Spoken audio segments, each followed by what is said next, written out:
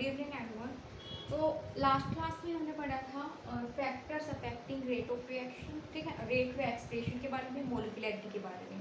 आज हम देखने वाले हैं integrated rate equation for zero order reaction. ठीक है, लास्ट लेक्चर में हमने पढ़ा था कि ऑर्डर ऑफ रिएक्शन क्या होता है। ऑर्डर ऑफ रिएक्शन जीरो भी हो सकता है, फ्रैक्शन भी हो सकता है, होल नंबर भी हो सकता है।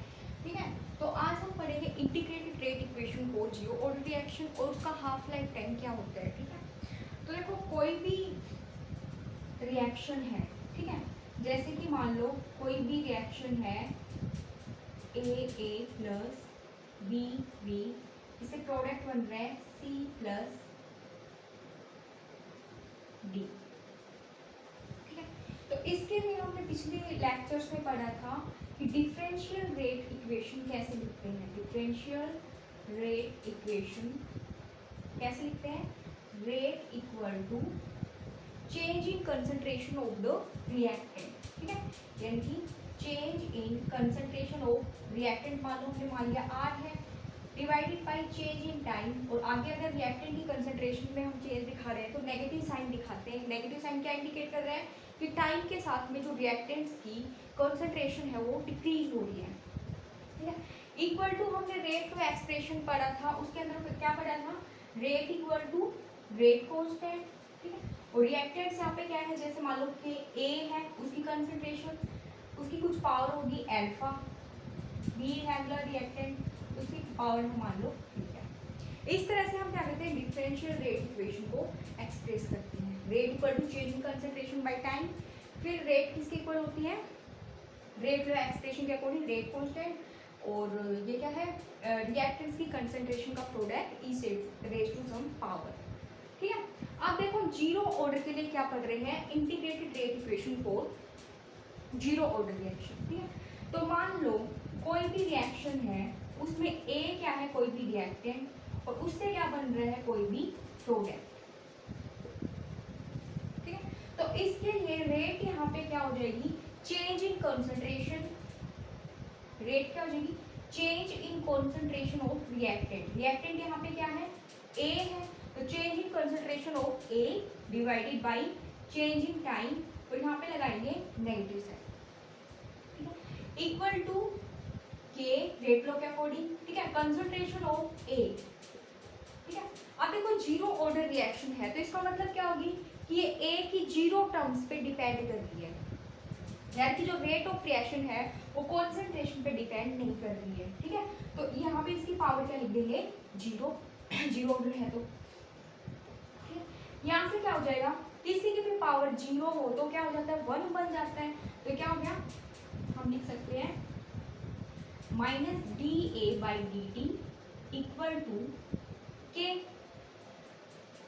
यहाँ से हम क्या करेंगे, क्रॉस मल्टीप्लाई करेंगे, तो क्या लिख सकते हैं इसको, डी ए, नेगेटिव साइन उस साइड लेके जाएंगे, माइनस के डी टी, के की डी टी के साथ में मल्टीप्लाई, तो क्या बन गया, के डी टी। ठीक है, अब क्या करेंगे, इंटीग्रेशन करेंगे बोथ द साइड, इंटीग्रेटिंग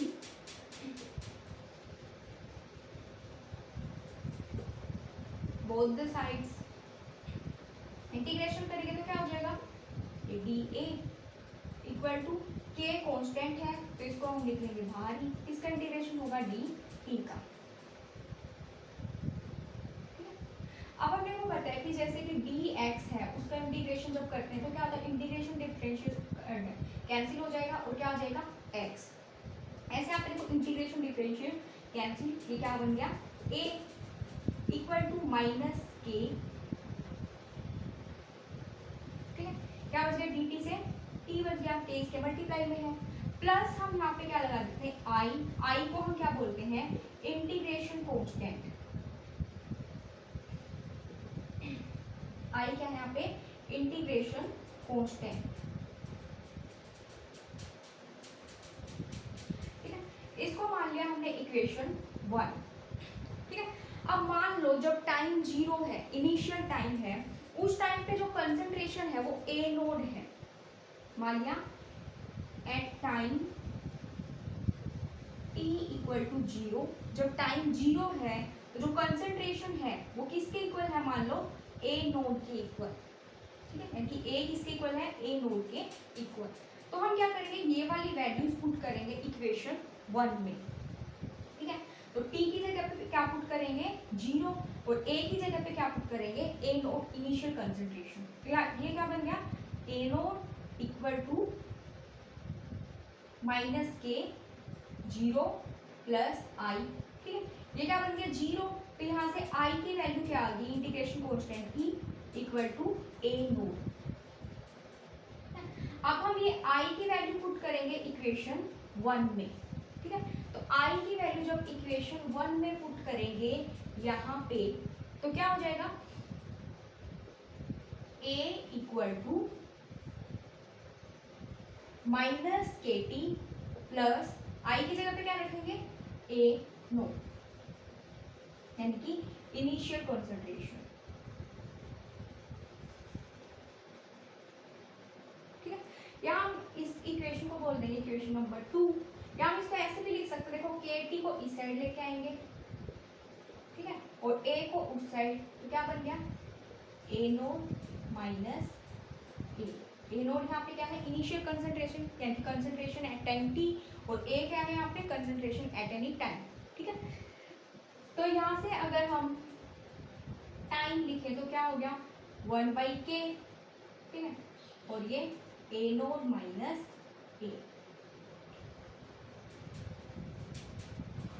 तो ये है integrated rate equation for zero order reaction. ठीक है, अगर मान लो ग्राफ प्लॉट करें ए के बीच में, यानी कंसंट्रेशन एट एनी टाइम, दूसरे किसके बीच में, टाइम के बीच में, ये है टाइम, वाई एक्सिस के अलोंग कंसंट्रेशन लिया और एक्स के अलोंग हमने लिया टाइम। ठीक है, तो देखो कैसा ग्राफ बन रहा है, वाई के अलोंग ए है यहाँ पे, ये हो गया वाई इक्वल टू, ये टी क्या है, एक्स के अलोंग, तो एक्स के साथ में जो भी होता है उसको हम क्या बोलते हैं, स्लोप बोलते हैं, एम बोलते हैं। ठीक है, और इसके साथ में नेगेटिव लगा हुआ है, और प्लस ये क्या है यहाँ पे सी, इसको हम क्या बोलते हैं, इंटरसेप्ट, बाकी जो बच गया उसको हम क्या बोलते हैं, इंटरसेप्ट। ठीक है, तो यहाँ से देखो किस टाइप का ग्राफ आ रहा है, y equal to minus M X plus C, या बोल सकते हैं y equal to M X plus C है, जिसमें स्लोप कैसा है, नेगेटिव स्लोप है। ठीक है, स्लोप अगर नेगेटिव है तो किस तरह का ग्राफ आएगा, ये इस तरह का नेगेटिव स्लोप का। ठीक है, अब इसमें इंटरसेप्ट कितना आ रहा अपना, ये क्या होता है, इंटरसेप्ट सी, ये कितना है, ए नोड के इक्वल। ठीक है, स्लोप यहाँ पे क्या है, माइनस के। ठीक है, और इस तरह का ग्राफ आएगा जब हम ए और टी के बीच में ग्राफ प्लॉट करेंगे तब। ठीक है, तो ये हो गया अपना integrated rate equation for zero order reaction. इस तरह के न्यूमेरिकल्स पूछे जा सकते हैं, अपने को रेट कांस्टेंट देगा, इनिशियल एंड फाइनल कंसंट्रेशन दे देगा, और टाइम पूछ लेगा कि कितना टाइम लगा इस रिएक्शन को होने में। ठीक है, अब इसके बाद में देखते हैं हम, देखो इसका हाफ लाइफ टाइम, ये तो हो गया इंटीग्रेटेड रेट इक्वेशन। अब हम देखते हैं हाफ लाइफ टाइम। ठीक है, एक बार मैं कर रही हूँ इसको रफ यहाँ पे।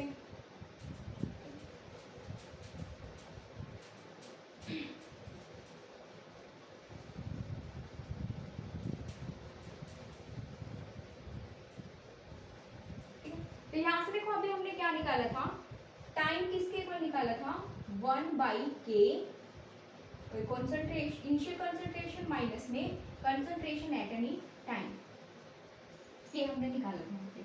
ठीक है, अब देखो हम हाफ लाइफ टाइम निकाल रहे हैं, half life time T half ऐसे लिखते हैं, या हम लिखते हैं टी 50%। तो देखो हाफ लाइफ टाइम का मतलब क्या होता है, वो टाइम जिस टाइम पे कोई रिएक्टेंट अपनी कंसंट्रेशन का हाफ हो जाता है। ठीक है, मान लो कि कोई भी रिएक्टेंट है, ठीक है, उसकी जो इनिशियल कंसंट्रेशन है, मान लो स्टार्टिंग में जो उसकी कंसंट्रेशन क्या थी, वो मान लो 50 थी। ठीक है, तो अब टाइम के साथ में क्या होता जाएगा, ये जो रिएक्टेंट है इसकी अमाउंट कम होती जाएगी। ठीक है, फिर ऐसा टाइम आएगा जिस पर ये क्या हो जाएगा, अपनी कंसंट्रेशन का हाफ यानी कि 25 हो जाएगा। तो जिस टाइम पर कोई रिएक्टेंट अपनी इनिशियल कंसंट्रेशन का हाफ रह जाता है, उसी टाइम को हम क्या बोलते हैं, half life time of the reaction. ठीक है, यानी कि जिस टाइम पे कोई भी रिएक्टेंट अपनी इनिशियल कंसंट्रेशन का, इनिशियल अमाउंट का हाफ हो जाता है तो उसको हम क्या बोलते हैं, half life time of the reaction. ठीक है, तो अब देखो हाफ लाइफ टाइम आ गया समझ में। ठीक है, तो अब देखो यहाँ से हमने इक्वेशन देखी थी, टाइम किसके इक्वल है, ये। ठीक है, अगर हम हाफ लाइफ टाइम की बात करें तो टी की जगह पे हम क्या लिखेंगे, यहाँ पे टी हाफ लिखेंगे या टी 50% लिखेंगे, यहाँ पे 1/k, के पे कोई इफेक्ट नहीं पड़ने वाला। ठीक है, और ये है इनिशियल कंसंट्रेशन। ठीक है, अब देखो जब हाफ लाइफ टाइम होगा तो उसका मतलब कि टी टाइम यानी कि टी हाफ टाइम पे ये वाली कंसंट्रेशन कितनी हो जाएगी, हाफ हो जाएगी, यानी कि जो ए है वो किसके इक्वल हो जाएगा, A0/2 के, यानी कि इनिशियल कंसंट्रेशन के हाफ के इक्वल। ठीक है, तो यहाँ पे हम क्या लिख सकते हैं, ए की जगह पे A0/2। ठीक है, तो टी हाफ यहाँ से कितना आ जाएगा, 1/k। ठीक है, और ये क्या बन गया, 2A0 minus A0 divided by 2। ठीक है, ये क्या बन गया फिर यहाँ से, T half equal to 1/k, और ये है A0 और ये 2। ये हम लिख सकते हैं किसके इक्वल आ गया, A0/2k। ठीक है, तो ये आ गया half life time of zero order reaction. ठीक है, अब देखो सिंपल सी ट्रिक है अपने को ध्यान में रखने की। यहाँ पे देखो जब हाफ लाइफ टाइम अपने से पूछा है तो हमने क्या किया, A0/k को हाफ से मल्टीप्लाई कर दिया। ठीक है, अगर अपने से पूछ ले, मान लो t 100% पूछ ले, तो 100% का मतलब फ्रैक्शन में लिखेंगे तो t1 ऐसे लिख सकते हैं। तो इसका मतलब क्या होगा कि हम A0/k को, ये है A0/k, इसको हम किससे मल्टीप्लाई करेंगे, 1 से करेंगे। 1 से करेंगे तो क्या हो जाएगा, ये A0/k, तो ये हो गया t 100%, यानी कि पूरी कंप्लीट होने में कितना टाइम ले रहा है।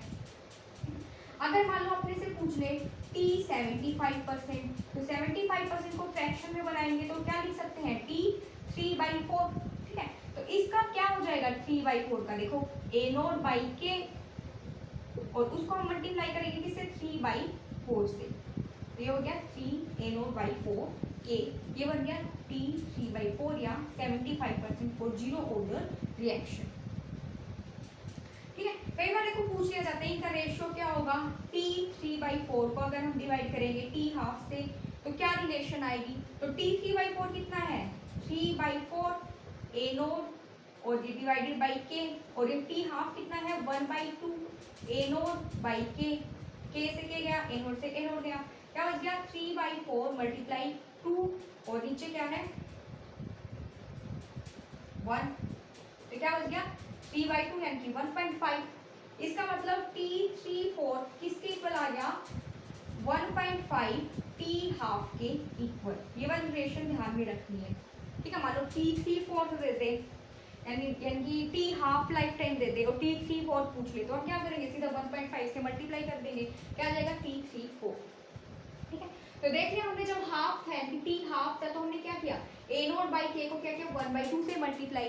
ठीक है, जब t 100% था तो फ्रैक्शन बनाएंगे तो 1 हो जाएगा, 100% का मतलब 1, तो यानी कि A0/k को हमने 1 से मल्टीप्लाई किया, यानी क्या क्या A0/k। जब t 3/4 पूछ लिया यानी कि 75% पूछ लिया तो क्या लिख सकते हैं, A0/k को किससे मल्टीप्लाई करेंगे, 3/4 से। ठीक है, और दोनों में रिलेशन पूछ सकता है t 3/4 और t हाफ में, तो t 3/4 किसके इक्वल होता है, 1.5। ठीक है, t हाफ के बराबर।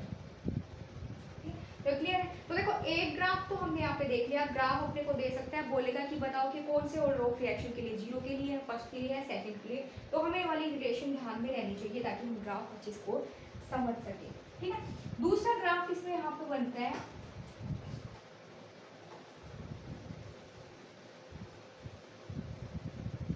हाफ लाइफ टाइम, मेरा हाफ लाइफ टाइम और इनिशियल कंसंट्रेशन के बीच में। ठीक है, तो हाफ लाइफ टाइम y के लॉन्ग, इनिशियल कंसंट्रेशन A0। तो देखो y के लॉन्ग है ये, तो कैसी इक्वेशन बन गई, t हाफ क्या है y के इक्वल टू A0 क्या है अपना x एक्सिस के लॉन्ग, बाकी जो बच गया वो क्या है स्लोप यानी कि ओके। तो किस तरह का ग्राफ आ रहा है ये, y = mx, तो y = mx कैसा ग्राफ होता है, ओरिजिन से ये स्ट्रेट लाइन। इंटरसेप्ट इसमें कोई है नहीं, y equal to M x है। एंड यहाँ पे स्लोप, स्लोप क्या बच गया, x को छोड़ के यानी कि a नोट को छोड़ के बाकी क्या बच गया 1/2 के, तो स्लोप यहाँ पे क्या हो गया 1/2 के, ये क्या हो गया इसका स्लोप। ठीक है, अगला ग्राफ जीरो ऑर्डर के लिए कौन सा बनता है, रेट और कॉन्सेंट्रेशन के बीच में, रेट एंड कॉन्सेंट्रेशन, रेट है y कह लो, कॉन्सेंट्रेशन है x कह लो। ठीक है, तो अपने को पता है कि जो जीरो ऑर्डर रिएक्शन है उसमें रेट जो होती है कंसंट्रेशन से इंडिपेंडेंट होती है। ठीक है, तो यानी कि ये कैसे ग्राफ आएगा, parallel to the concentration line. ठीक है, ये हो गया रेट और कंसंट्रेशन के बीच में ग्राफ। ठीक है, अगला देखो, ये तो क्या था यहाँ पे अपने को दे रखा था, मान लो रिएक्टेंट जो है वो लिक्विड फेज में है तो हमने क्या लिया यहाँ पे कॉन्सेंट्रेशन लिया। अगर मान लो गैसियस फेज में है तो हम यहाँ पे क्या लेंगे, प्रेशर लेंगे। ठीक है, तो ये थी integrated rate equation for zero order reaction if the reactants are in the liquid state. अगर मान लो गैसियस स्टेट में है तो कंसंट्रेशन की जगह पे हम क्या लेंगे, प्रेशर देंगे। तो उस केस में T किसके इक्वल हो जाएगा 1/K, और ये है initial pressure minus pressure at any time T। ठीक है, तो ये क्या हो गया, integrated rate equation for zero order reaction if the reactants are in the gaseous phase. ठीक है, गैसियस फेज में है तो इनिशियल प्रेशर और ये क्या है, pressure at any time T। ठीक है, तो हमने देख लिया इंटीग्रेटेड रेट इक्वेशन क्या होती है, उससे रिलेटेड हमने 3 ग्राफ देखे हैं। हाफ लाइफ टाइम हमने देख लिया क्या होता है, T 100% देख लिया हमने क्या होता है, और T 3/4 क्या होता है, T 75% कितना कैसे निकालते हैं, और दोनों में हमने रिलेशन देख लिया T हाफ एंड T 3/4 में क्या रिलेशन है। तो आज हम करेंगे इतना ही, कल की क्लास में हम करने वाले हैं इंटीग्रेटेड रेट इक्वेशन को first order reaction and half life time for the first order reaction. इस रिलेटेड सीधे न्यूमेरिकली पूछे जा सकते हैं अपने से, कोई भी 3 टर्म्स अपने को दे देगा, एक यहाँ से निकल बन जाएगी। ठीक है,